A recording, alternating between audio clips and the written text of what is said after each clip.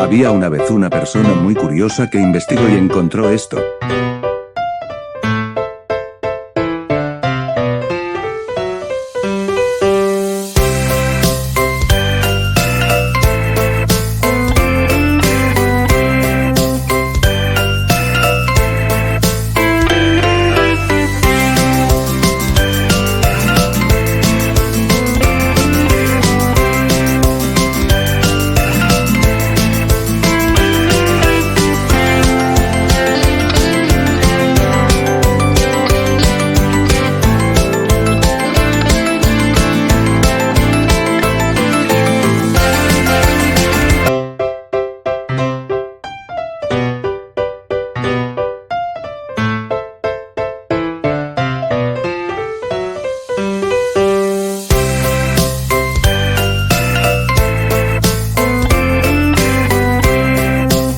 Suscríbete, dale like y comenta de qué quieres que trate el próximo vídeo.